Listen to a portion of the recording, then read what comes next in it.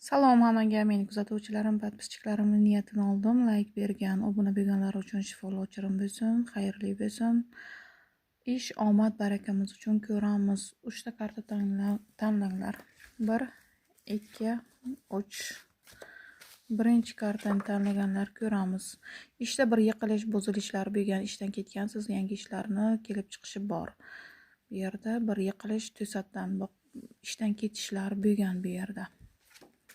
Ikkinchi kartani tanlaganlar ishingizda yangiliklar, xabarlar, o'sishlar, rivojlanishlar bor deb turibdi. Uchinchi kartani tanlaganlar 4 soat, 4 kun, 4 hafta ichida yangiliklar, xabarlar, xursandchiliklar, ishingizda o'zgarishlar bo'ladi.